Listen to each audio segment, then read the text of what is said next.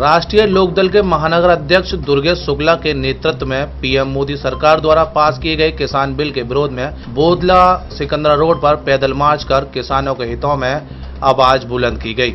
हाथों में भाजपा सरकार विरोधी और किसानों के हितों में किसान बिल को वापस लेने की मांग लेकर तख्ती लेकर रालोद के कार्यकर्ता बोधला चौकी चौराहे पहुंचे और सीओ लोहा मंडी को ज्ञापन सौंपकर रालोद के महानगर अध्यक्ष दुर्गेश शुक्ला ने किसानों के हितों में लड़ाई लड़ने की बात कही। पिछले समय से हमारी पार्टी पूरे सारे प्रदेश हिंदुस्तान में विरोध प्रदर्शन कर रही है। जो बिल केंद्र सरकार ने जो किसान विरोधी बिल पारित किया है उसके खिलाफ मेरा आंदोलन है। उससे किसान के बिल के खिलाफ आंदोलन किया गया और मेरी मांग है कि किसान विरोधी बिल को वापस ले।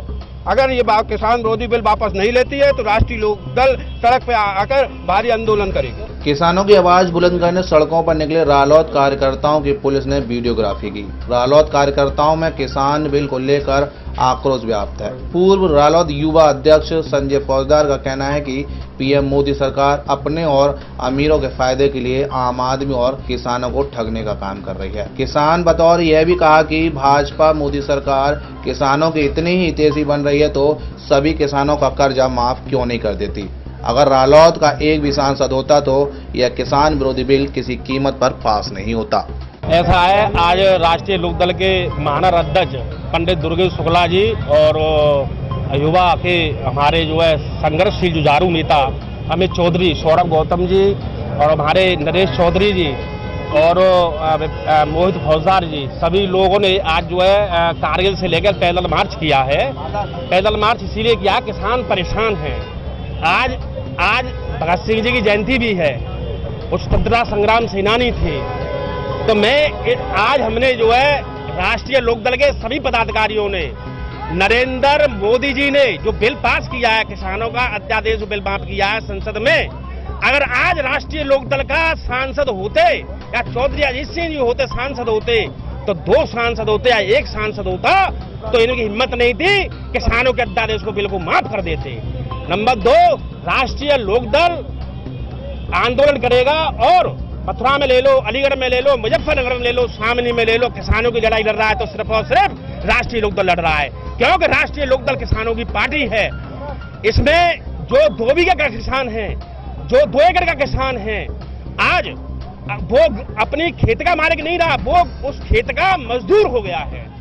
आज प्रधानमंत्री जी ने बयान दिया, अखबार में मैंने अमर उजाला में पढ़ा था कि लॉकडाउन में फल सब्जियां बिकी, खूब महंगी बिकी। मैं पूछना चाहता हूं नरेंद्र मोदी जी से, क्या टमाटर आज 50 रुपए किलो है?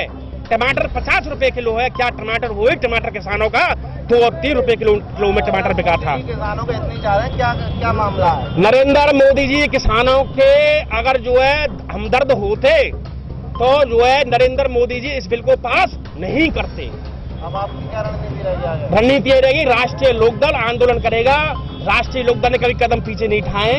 राष्ट्रीय लोकदल सदैव तत्पर किसानों के तत्पर में सड़क पर उतरकर और संसद तक लड़ाई लड़ेगा। पीएम मोदी सरकार द्वारा पास की गई बिल के विरोध में पंजाब के कृषि मंत्री ने इस्तीफा दे दिया है। समूचे देश में किसान बिल का विरोध किया जा रहा है। वहीं पीएम मोदी सरकार के नुमाइंदे और भाजपा सरकार किसान बिल को किसानों के हितों में बता रही है। यह जरूरी नहीं कि पूर्ण समर्थन वाली सरकार सारे फैसले सही ले रही हो। इसी बात को प्रमाणित करने के लिए विपक्ष अपनी जिम्मेदारी की भूमिका निभाकर देश की जनता को जन विरोधी नीतियों से बचाने की कोशिश करता दिखाई दे रहा है। मैं अमित चौधरी, राष्ट्रीय लोकदल कार्यकर्ता हूं। देखिए, आज किसान विरोधी जो अध्यादेश सरकार ने पारित किया है उसको लेके हम लोगों ने विरोध मार्च निकाला है शास्त्रीपुरम से या बोधला चौराहे तक।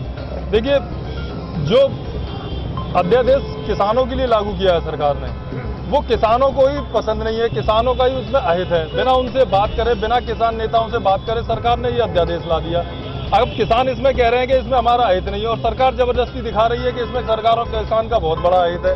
तो हमारी मांग ये है कि जो किसान नेताओं की बड़े जो संगठन है उनसे बात करके, क्योंकि सरकार कह रही है कि एमएसपी पे बिकेगी फसल और किसान अध्यादेश में कहीं पे भी लिखा नहीं है कि एमएसपी पे बिकेगा। तो ये जो मांगे हैं किसानों की जायज मांगे, जो सरकार गुमराह करी किसानों को, बिल्कुल पूरी तरह से गुमराह कर दिया है सरकार ने। बिल्कुल जैसे मदारी का और बंदर का खेल हो रहा है। लाखों करोड़ों किसान इस महामारी में रोड पे हैं, सड़कों पे हैं। तो ये किसानों की आवाज को सरकार को सुनना चाहिए। और इस बिल में ज़्यादा से ज़्यादा संशोधन करके किसान हित में हो वो करना चाहिए, क्योंकि किसान हमारे देश का अन्नदाता है। इस देश की नींव किसानों के ऊपर रखी है। चौधरी चरण सिंह जी पूर्व प्रधानमंत्री जी कहा करते थे, इस देश की खुशहाली का रास्ता खेत और खलिहानों से होकर गुजरता है। तो हमारी यही मांग है कि अन्नदाता के साथ नाइंसाफी ना करे सरकार, इनकी बातों को सुना जाए।